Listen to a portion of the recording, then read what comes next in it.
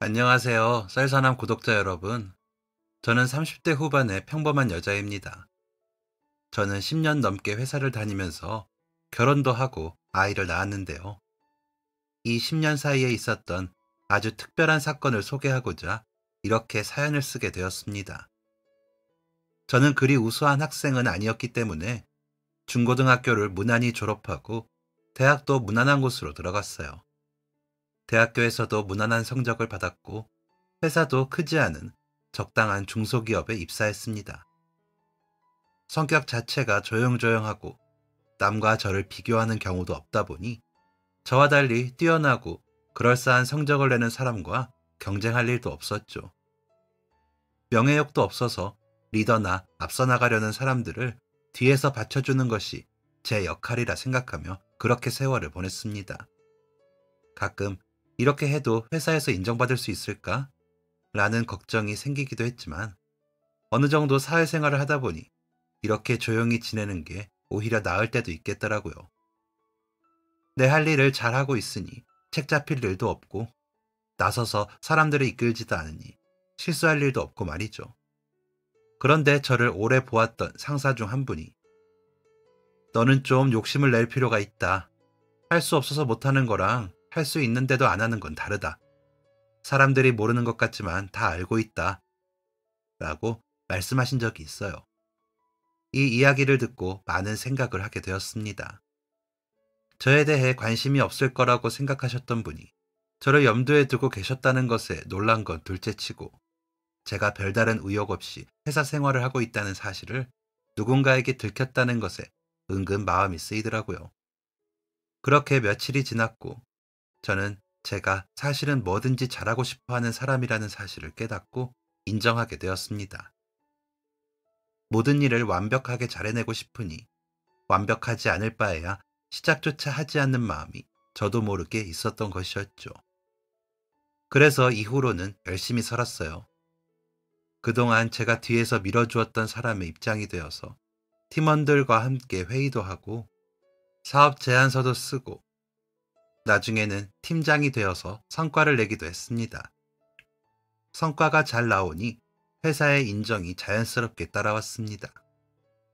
물론 그에 따른 책임도 져야 했지만 제가 생각했던 만큼 그 책임이 성가시진 않더라고요.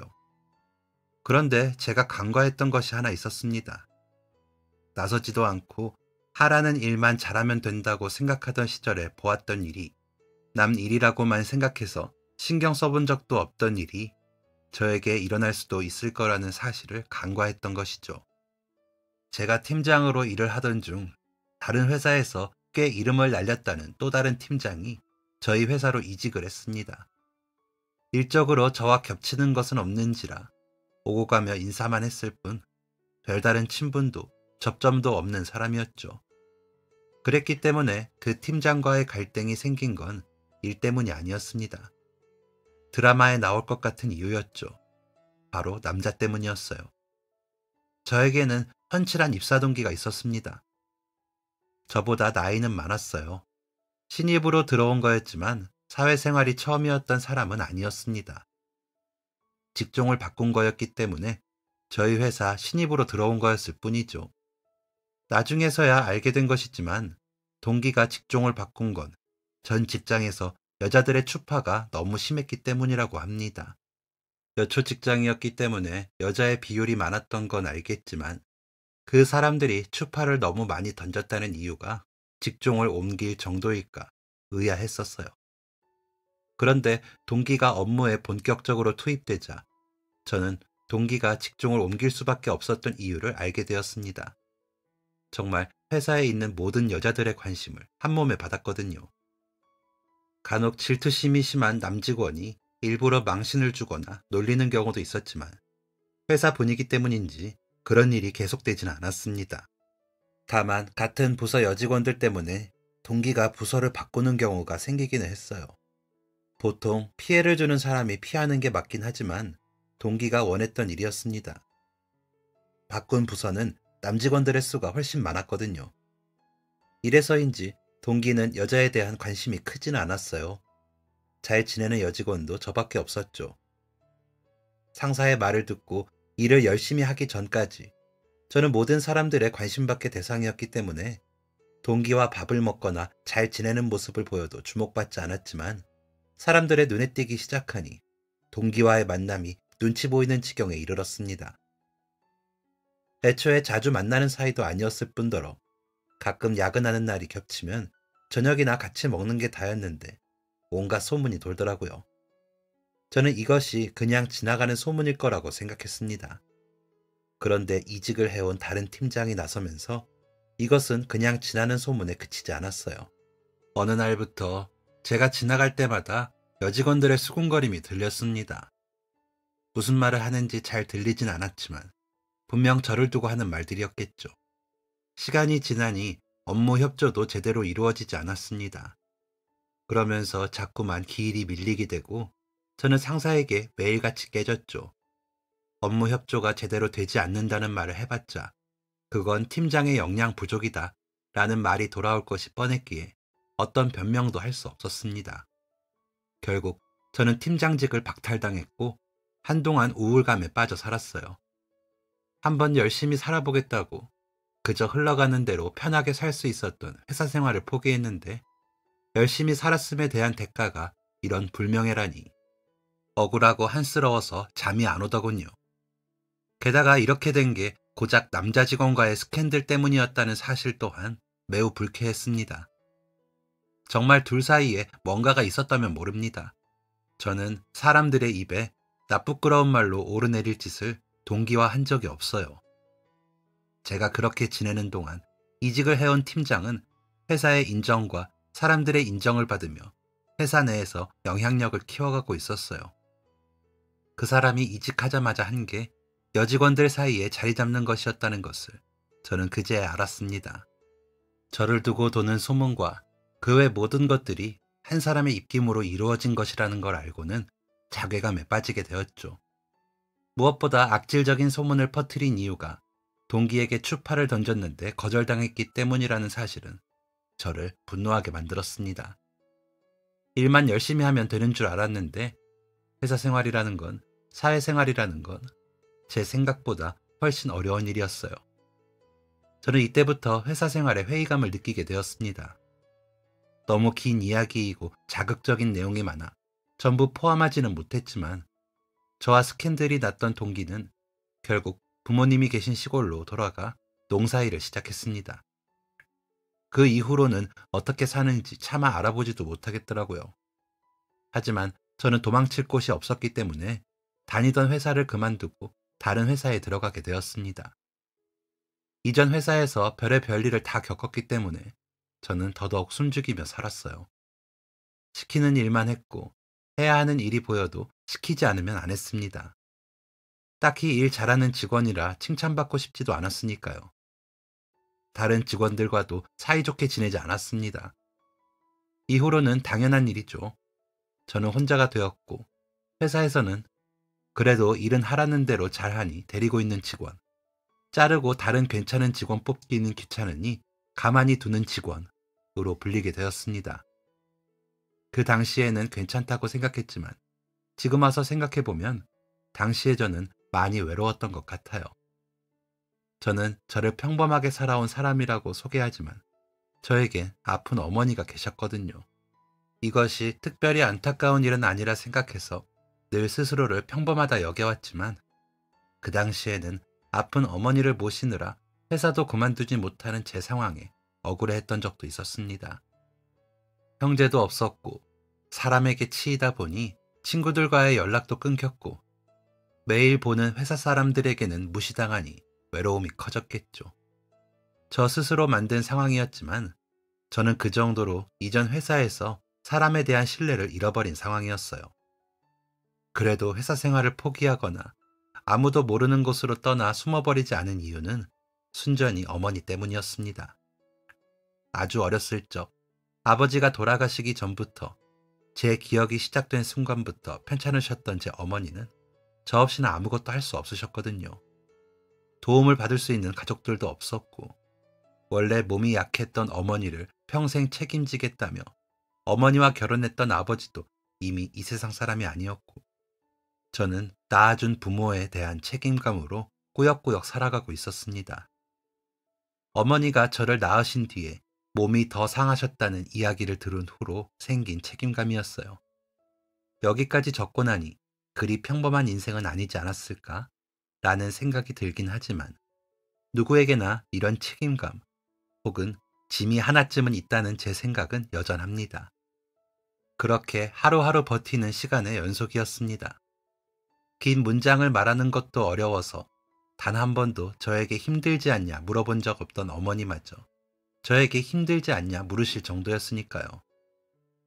어머니가 처음으로 힘들어 보인다, 너무 힘들면 쉬어도 된다고 말씀하셨을 때 저는 처음으로 눈물을 흘렸습니다. 그 이후로 6개월 동안 고민하다 퇴사를 결정했어요. 퇴사를 하고 한 달 동안 여행을 다녀왔습니다. 처음으로 마주한 외국의 풍경은 제게 새로운 세상을 알려주었고 그곳에서 마주한 광활한 자연은 힘겹게 쥐고 있던 것들이 무색하게 느껴지도록 했습니다. 그곳에서 본 것들, 만난 사람들을 통해 얻은 에너지는 또 다른 시작을 할 수 있도록 도움을 주었습니다. 한국으로 돌아와서 새로운 직장을 구하는 동안 내가 잘할 수 있을까? 라는 생각에 심장이 두근두근 거리더군요. 저를 날카롭게 바라보며 질문 공세를 하는 면접관들을 보고는 과하게 긴장해서 말을 더듬거나 말실수를 하여 면접에서 떨어지는 경우도 잦았습니다. 길을 가다 사람을 만나면 여전히 위축됐고 길을 걸어가는데 귓속말을 하는 사람들을 보면 괜히 나를 보며 하는 말인 것 같다는 생각도 했습니다. 하지만 그것이 아니라는 것을 알고 있었고 이를 극복하기 위해 최선을 다했습니다. 당연히 기약 없이 지나가는 시간 동안 현실적인 문제를 생각하지 않을 수 없었어요. 퇴직금으로 받은 돈도 떨어져가고 그동안 모아둔 돈은 어머니의 병원비로 사용해야 했기 때문에 사용할 수 없는 돈이었습니다. 장기 아르바이트는 사람을 대하는 문제 때문에 어려우니 단기 아르바이트로 근근히 생활을 이어갔습니다. 그러던 중 한 회사의 면접을 보게 되었습니다. 큰 회사는 아니었지만 찬밥 더운 밥 가릴 처지가 아니었던 저는 그런 기회라도 온 것에 감사할 따름이었어요. 지금까지 수도 없이 면접을 망쳤기 때문에 굉장히 긴장한 상태로 면접장에 도착했습니다. 저 외에도 면접자들이 꽤 있더라고요. 저와 달리 위축된 모습 없이 당당해 보이는 그 사람들의 모습을 보면서 면접을 보기도 전에 기가 죽었습니다. 화장실에 가서 거울을 보는데 안색이 창백해서 입술은 하얗게 질렸고 식은땀을 흘려서 그런지 가뜩이나 미숙한 화장이 더 지저분하게 번져 있었습니다. 제가 봐도 뽑고 싶지 않겠더라고요. 급한 대로 휴지를 뜯어다 얼굴을 닦았습니다. 면접을 오는데 민낯이라니 얼토당토 않았지만 차라리 민낯인 게 나을 정도로 제 상태는 엉망이었어요. 또 하필이면 립스틱을 가져오지 않아서 허옇게 질린 입술을 어찌할 방도가 없겠더군요. 밖에 나가서 립스틱을 빌릴 용기는 없어서 입술이 빨개지도록 입술을 깨물었습니다. 덜덜 떨리는 손으로 대기실에 있으니 얼마 지나지 않아 제 이름이 불렸습니다. 면접관들 앞에서 자기소개를 마친 뒤 자리에 앉았습니다. 목소리는 떨렸고 제 모습이 면접관들에게 어떻게 비칠지 상상이 돼서 무슨 질문을 하는지 들리지도 않더라고요. 어버버하며 제대로 된 대답도 하지 않고 있자 질문을 하던 면접관이 한숨을 푹 쉬었습니다. 그 한숨 소리가 천둥 소리처럼 들려 몸을 움츠리고 말았죠. 면접관은 이만 됐으니 나가보라며 차가운 축객령을 내렸습니다. 저는 호들거리는 다리로 겨우 서서는 꾸벅 인사를 했어요. 몸을 돌려 나가려던 그 순간 아무 말도 하지 않고 면접을 지켜만 보던 한 면접관이 저를 불러 세웠습니다. 잠깐만요. 가장자리에 앉아있던 사람이었고 한마디도 하지 않아서 가장 말단인 줄 알았는데 그 사람이 한마디를 하자 면접장의 공기가 바뀌었습니다. 면접을 제대로 망친 저를 왜 불러 세운 건지 의아한 마음으로 다시 자리에 앉았습니다. 그 사람은 저에게 이렇게 물었어요. 업무 능력에 대한 이야기는 됐고 왜 우리 회사에 지원하게 된 건지 다시 이야기해 볼래요? 저는 준비해온 교과서 같은 답을 했습니다. 부드럽게 웃고 있는 면접관의 눈을 보니 마음이 조금이나마 풀렸는지 더듬거려도 대답은 할 수 있겠더군요. 어, 저는 회사의 발전에 기여하고 회사의 성장을 통해 개개인의 자아 실현을 하고자. 면접관은 제 말을 자르고는 다시 한번 부드러운 음성으로 물었습니다. 그런 대답 말고 진짜 입사하려는 이유를 이야기해봐요. 저는 할 말을 잃었습니다. 부드럽게만 보였던 면접관의 눈이 저를 꿰뚫어 보고 있다는 걸 느꼈거든요. 어떤 말을 해야 하는지, 어떻게 말을 해야 면접관의 눈에 들 수 있는지 머리를 팽글팽글 돌렸어요. 그런데 무슨 말을 할 수 있을까요? 제가 할 수 있는 대답은 없었습니다. 어떻게 지금까지 본 면접 전부를 망쳐서 이 회사 면접까지 보게 됐습니다. 처음 다니던 회사에서는 남자 직원이랑 얽혀서 퇴사하게 됐어요. 그것 때문에 대인 기피증이 생겨서 이직한 회사에서도 적응 못하고 그만뒀습니다. 사실 회사 같은 거 다니고 싶지 않고 아무도 모르는 곳에서 혼자 살고 싶어요. 그런데 그럴 수가 없는 게 아픈 어머니가 계십니다. 회사는 먹고 살아야 하니까, 어머니를 돌봐야 하니까 어쩔 수 없이 다녀야 하는 곳이에요. 이 회사를 발전시키거나 자아 실현을 한다는 생각은 다 거짓말입니다. 그냥 저 먹고 살려니까 다니려는 거예요. 어떻게 이 말을 하겠어요? 저는 결국 아무 말도 못하고 면접을 마쳤습니다. 당연히 떨어졌을 거라고 생각했어요. 면접장에서 제대로 된 대답도 못한 사람을 회사가 왜 뽑겠어요? 그런데 일주일 뒤 회사에서 연락이 왔습니다. 출근을 하라는 것이었죠. 얼떨떨한 기분으로 회사에 첫 출근을 하게 되었습니다. 말이 첫 출근이지. 저는 뭔가 착오가 있는 것 같다는 이야기를 할 참이었어요. 직원이 안내하는 방으로 들어가니 면접장에서 나가려던 저를 돌려세운 그 면접관이 앉아 있었습니다. 그 사람은 여전히 부드러운 눈으로 웃고 있었죠. 떨리는 마음으로 인사를 하니 면접관은 자리를 안내해 주었고, 이내 다른 직원이 들어와 계약서를 들고 이것저것 설명해 주기 시작했습니다. 상황을 파악하기도 전에 일이 진행되자 그대로 끌려다니던 저는 간신히 말을 끊고 이렇게 말했습니다. 저기 합격자 선정하는데 뭔가 착오가 있었던 것 같습니다. 저 말고 다른 분한테 연락하셔야 하는데. 숨을 몰아쉬며 이 이야기를 하자 방 안에는 이상한 공기가 감돌았습니다. 저를 제외한 두 사람의 표정을 보았는데 그들의 얼굴에는 이게 무슨 소리지? 라는 속마음이 쓰여있는 듯 했어요. 직원 한 명은 이렇게 말했습니다.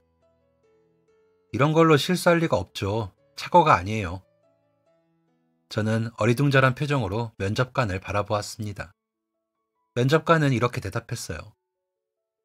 진짜예요. 그날의 합격자는 정해졌습니다. 말도 안 된다고 생각했어요. 제가 꿈을 꾸는 거라고 생각했습니다. 면접관은 제가 혼란스러워하는 것을 느꼈는지 먼저 말을 꺼내 주었습니다. 왜 붙었나 싶죠? 면접장에서 아무 말도 못하고 얼타다가 나왔는데 붙었으니 놀랐을 거예요. 그렇죠? 저는 힘차게 고개를 끄덕였습니다. 그러자 그 면접관은 이렇게 말했어요. 나는 사람의 가능성을 봅니다. 가능성?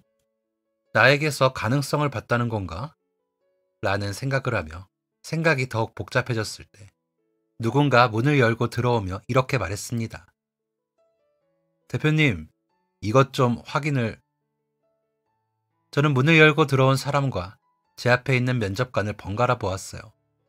면접관은 호탕하게 웃으면서 미안해요. 제가 이 회사 대표입니다. 라고 말했죠. 저는 이후 대표님과 여러 가지 이야기를 나누었습니다. 그 중에서도 가장 궁금했던 내용, 나에게서 보았다는 가능성이 대체 무엇이냐에 대한 대답은 사실 납득하기가 어려운 것이었어요. 단순히 사람 보는 눈이 좋아서라는 말에 설득되기에는 면접장에서 제가 보여준 모습이 최악의 최악이었거든요. 제가 납득이 되지 않는다는 듯 굴자 대표님은 어쩔 수 없다는 듯이 사실을 들려주었습니다. 사실 내가 현주 씨를 본 적이 있어요. 네?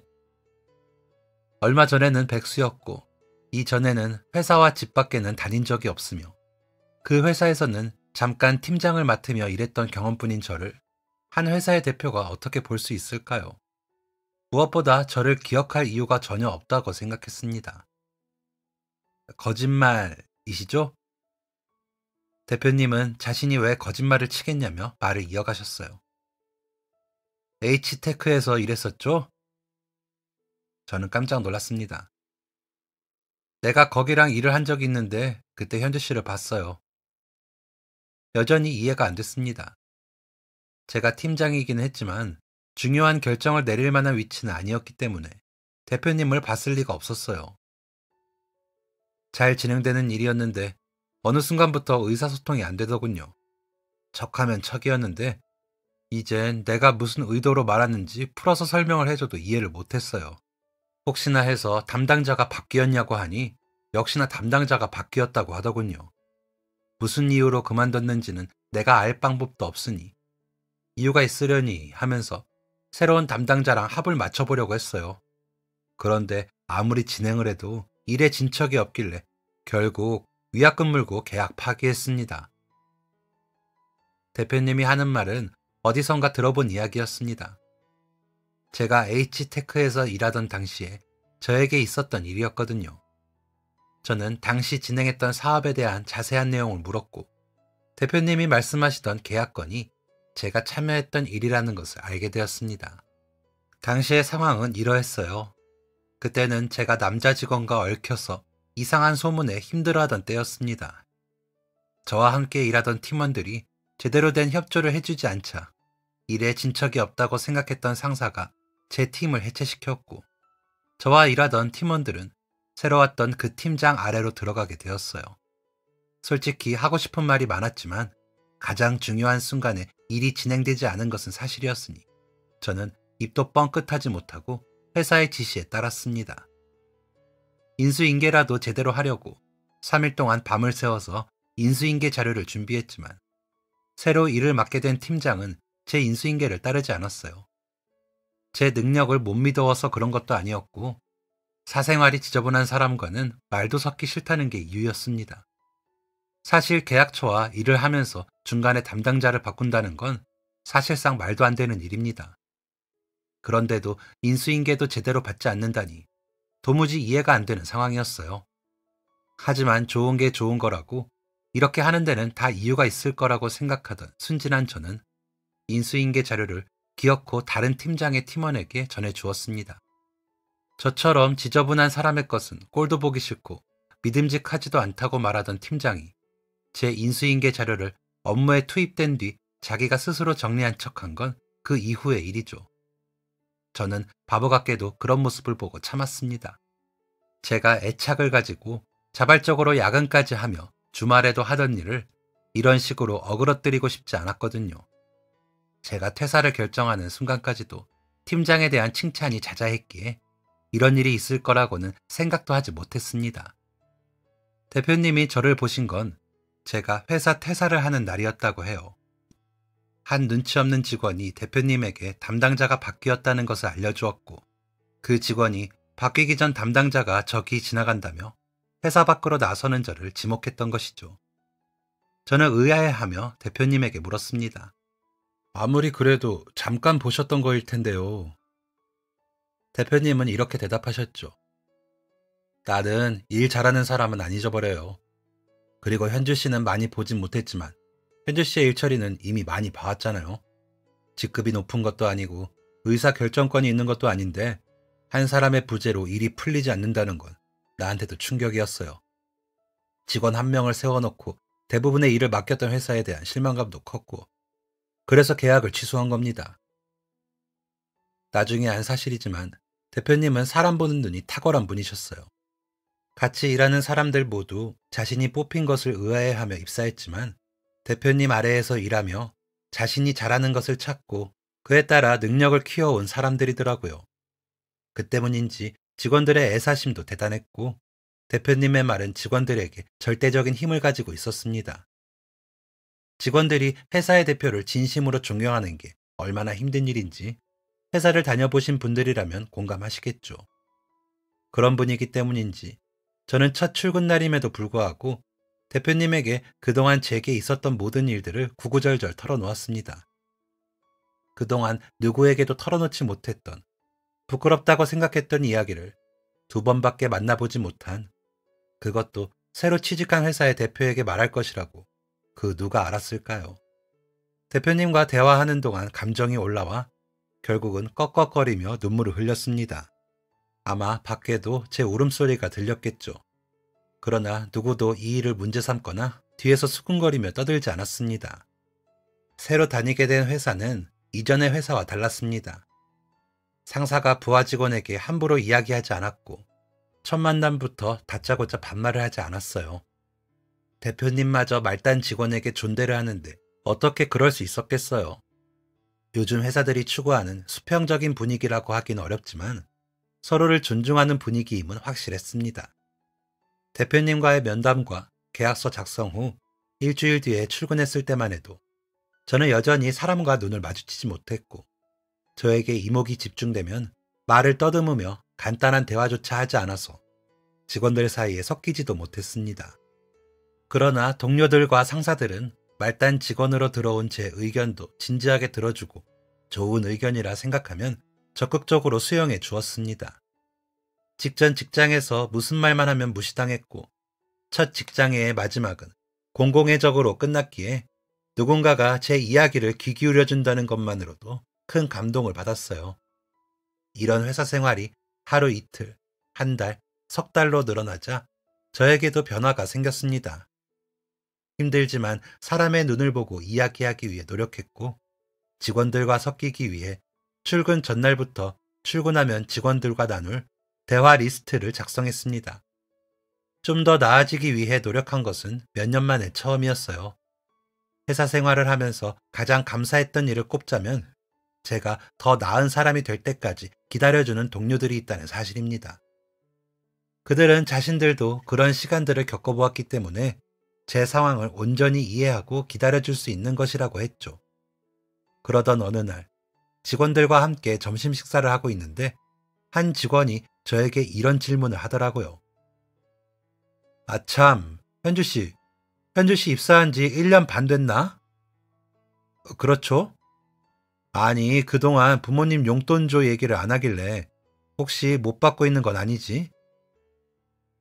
저는 동료가 무슨 말을 하는 건지 전혀 이해하지 못했습니다. 부모님 용돈 줘라니? 그게 뭔가요? 저를 제외한 모든 직원들의 머리 위로 물음표가 떠올랐어요. 그게 무슨 말이야? 용돈 줘가 뭐냐니? 입사할 때 부모님 통장 사본 제출 안 했어? 저는 그제야 입사 당시 회사로부터 부모님의 통장 사본을 제출하라는 이야기를 들었다는 걸 기억해냈습니다. 당시에 굉장히 의아해했던 기억이 나는데 정신없이 1년이 넘는 회사 생활을 하다 보니 완전히 까먹고 있었던 것이었어요. 게다가 어머니 명의의 통장을 제가 들여다볼 이유도 없었죠. 직원들은 제가 용돈조를 그동안 받지 못했다고 생각한 것인지 회사의 이야기에서 누락된 건 아닌지 확인해 보라더군요. 그런데 부모님의 용돈조가 누락된 건 아니었습니다. 편찮으신 어머니가 은행에 가서 통장 정리를 하셨을 리도 없으니 어머니마저도 그런 돈이 들어오고 있다는 걸 모르셨거든요. 어머니의 통장을 얼마나 오래 안 썼는지 그 통장을 찾는다고 온 집안을 뒤질 정도로 어머니에게 돈이 들어오고 있다는 것조차 몰랐습니다.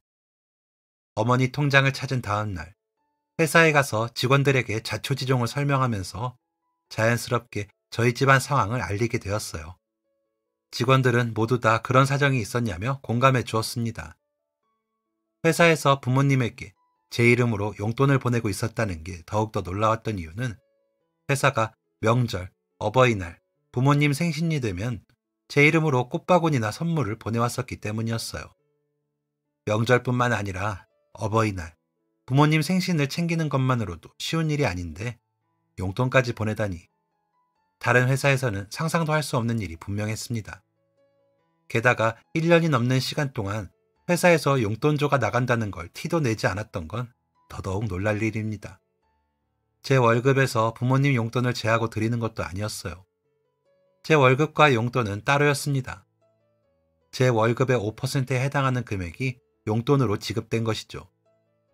어머니 통장에 입금될 때도 제 이름으로 때에 따라 어머니에게 보내지는 꽃바구니에도 제 이름이 적혀 있었어요.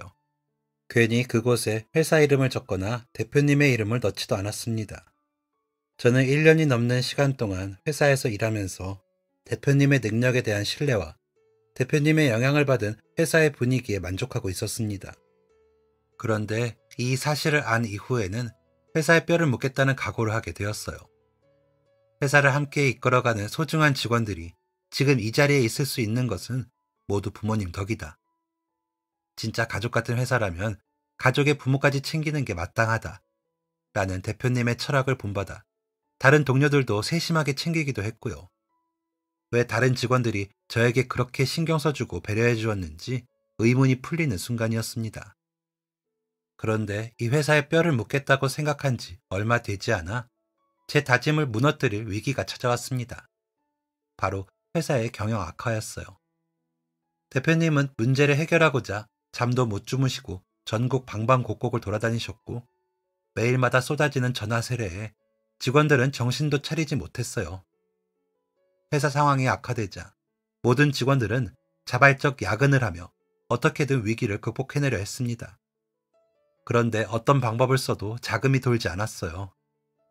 직원들은 월급도 받지 않으며 회사를 위해 일했지만 이 상황은 우리가 어떻게 한다고 극복할 수 있는 것이 아니었습니다.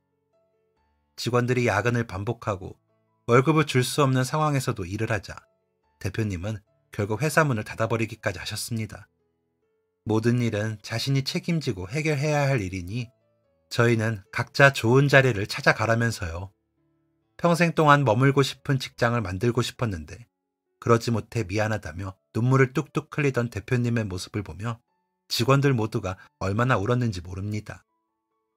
대표님이 처음 회사를 설립하셨을 때부터 함께하던 이사님이 대표님을 찾아가서 어떻게든 회사를 일으키려고 노력하고 있다는 소식은 들려왔지만 그뿐이었어요.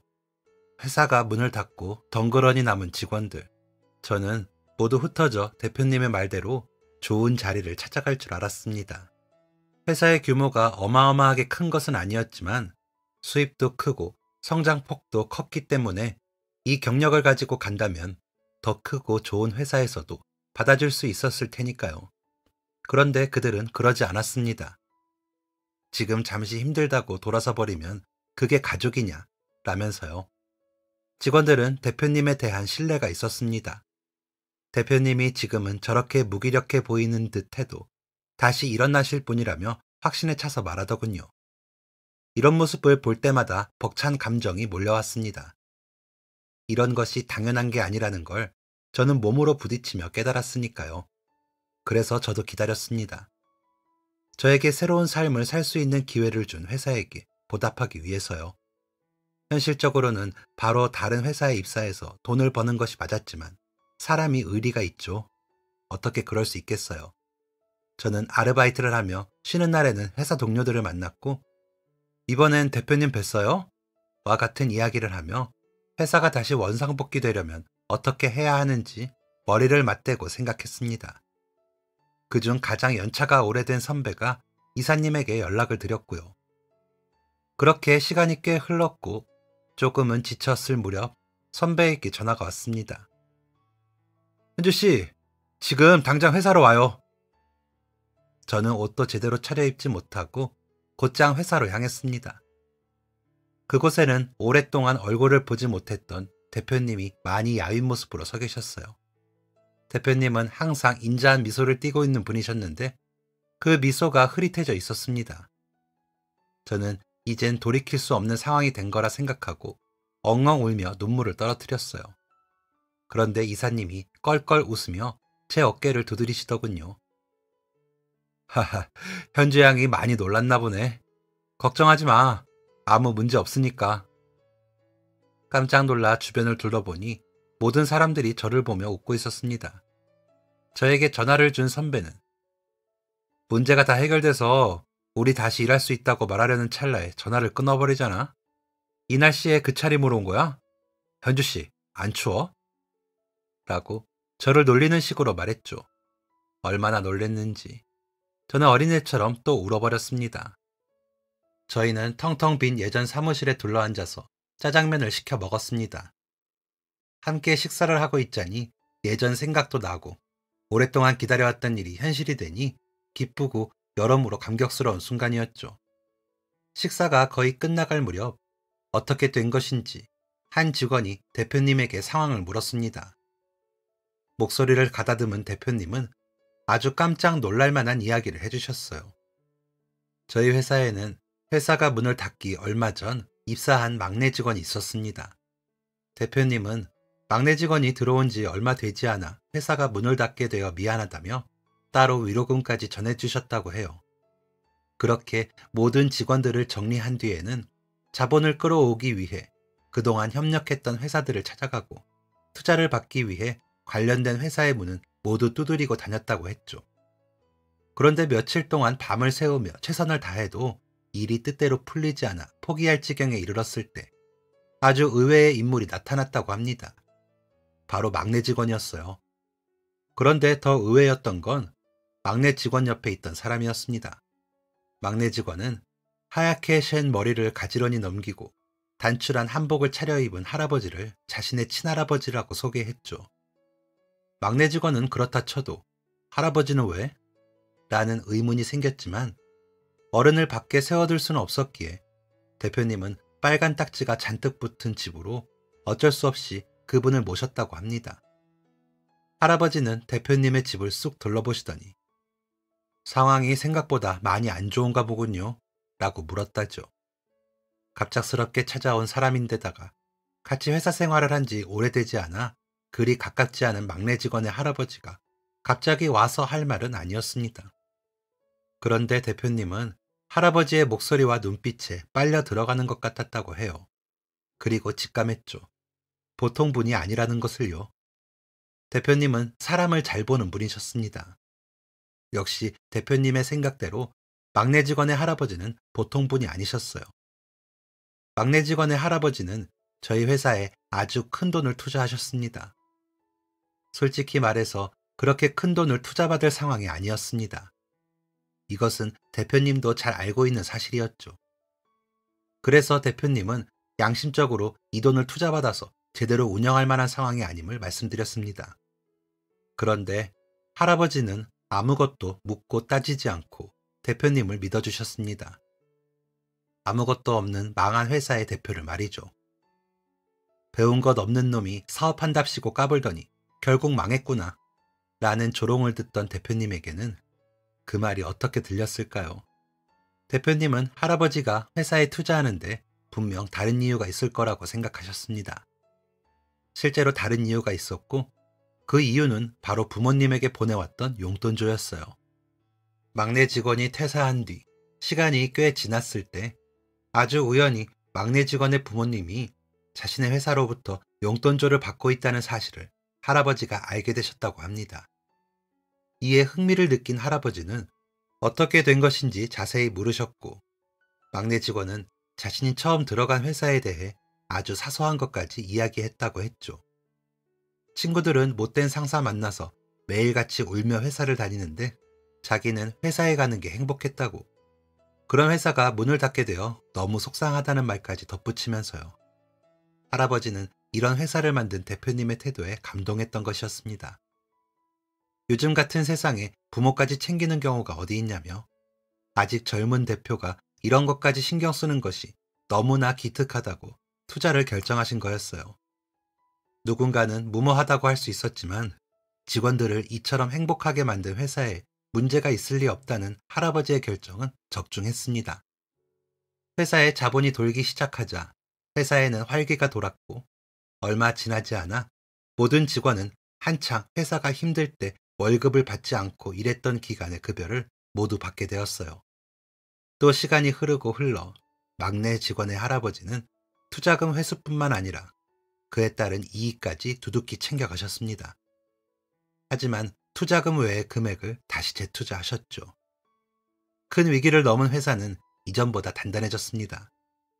좀 더 탄탄한 경영을 위해 전문가를 투입했고 직원들 또한 회사를 위해 개인 역량을 키워갔어요.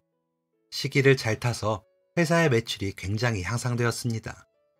그렇게 다시 시간이 흐르고 대표님과 지방 출장을 가는 날이 되었습니다. 현주 씨가 입사했을 때가 엊그제 같은데 이제 저랑 출장까지 갈 정도가 됐네요. 그러게요, 대표님. 세월이 참 무섭네요. 이런 일상적인 대화를 하며 출장길을 가던 중 처음으로 대표님의 개인사를 듣게 되었습니다.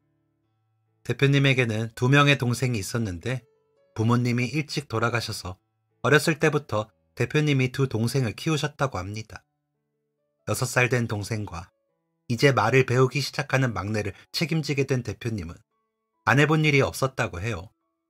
당연히 먹을 거 제대로 못 먹었고 즐길 걸 제대로 즐기지도 못해서 대표님 또래의 사람들이 어린 시절 해보았던 놀이들의 규칙들도 모르신다고 합니다. 그 중에서도 가장 아쉬운 것은 배울 것을 제대로 배우지 못한 것이었는데 한때는 이것 때문에 힘든 시간을 보내기도 했다고 하죠. 자격지심 덩어리로 살면서 남에게도 상처를 많이 주었고 받지 않아도 될 상처를 굳이 받았다고 해요. 그래도 동생들을 보며 견뎠고 대표님의 동생들은 대표님이 누리지 못했던 유년 시절에 마땅히 거쳐야 하는 것들을 모두 누릴 수가 있었다고 합니다. 둘째는 대학 교수가, 셋째는 변호사가 되었다고 해요. 가족 이야기는 하지 않는 분이라 이런 이야기는 처음 들었습니다. 그런데 동생들을 다 키워놓고 난 뒤에도 문제는 끊이지 않았다고 합니다. 부모도 없이 자란 것도 모자라 못 배운 장남의 손에서 컸다는 게 동생들의 약점이 되었던 것이었어요. 대표님은 단 한 번도 남에게 부끄러운 짓을 해서 돈을 번 적이 없는데 대표님은 수단과 방법을 가리지 않는 돈독 옳은 사람으로 비난받고 있었다고 합니다. 이런 평가는 동생들에게도 영향이 갔고 결국 대표님은 동생들과의 만남을 꺼리게 되었어요.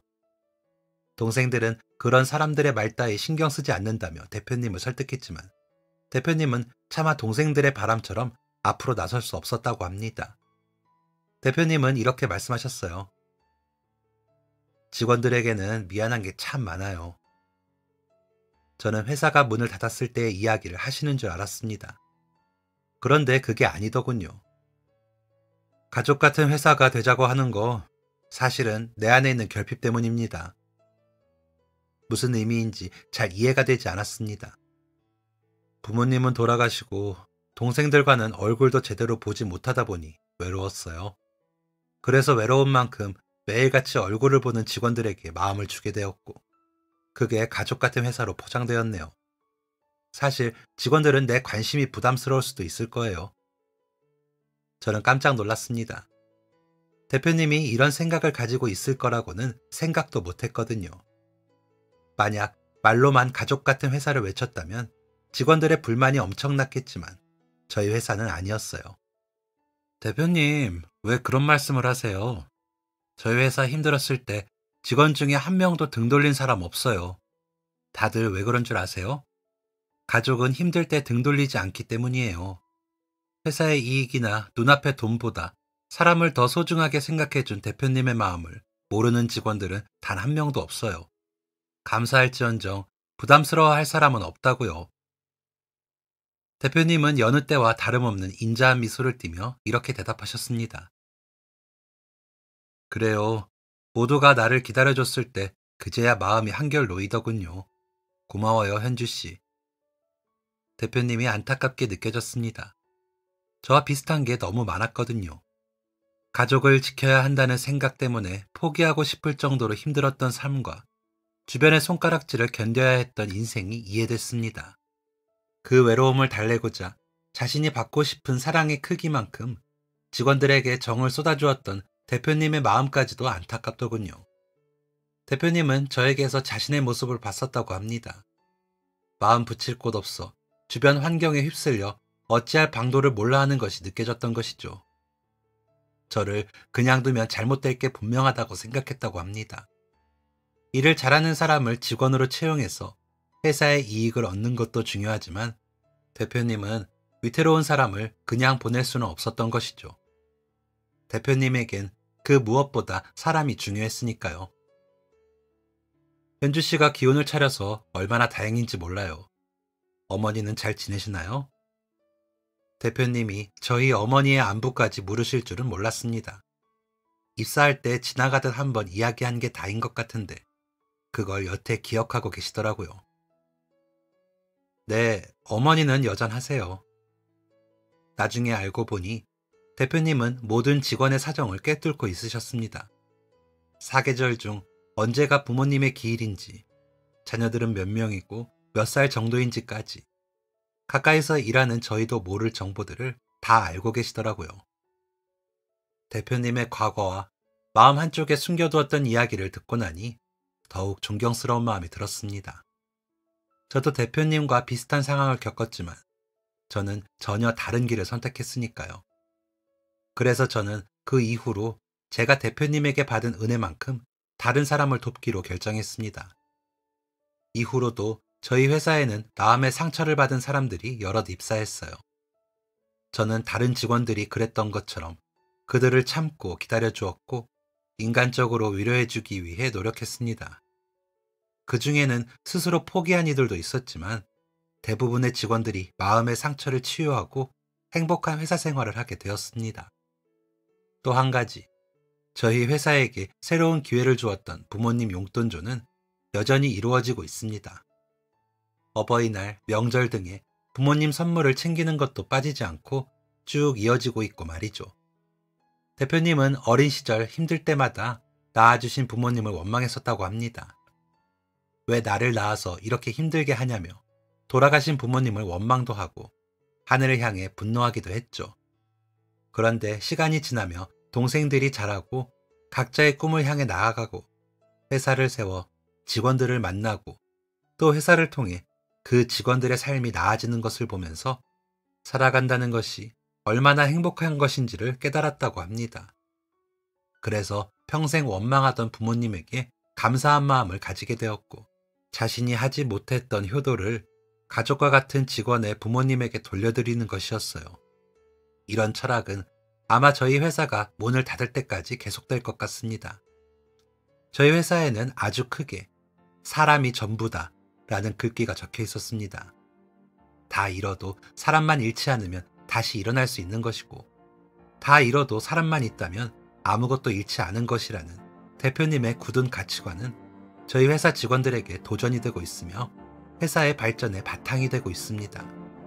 사람에게 배신당하고 스스로 생을 마감하고 싶을 정도로 벼랑 끝에 몰려 있었던 저를 새로운 사람으로 다시 태어나게 해준 회사에 그리고 기회를 준 대표님에게 항상 감사하는 마음을 가지며 살아가겠습니다. 제 사연은 여기까지입니다. 긴 이야기를 끝까지 들어주셔서 감사합니다. 지금까지 사연 들어주셔서 감사합니다. 사연이 재밌으셨다면 구독과 좋아요를 눌러주세요. 감사합니다. 안녕히 계세요.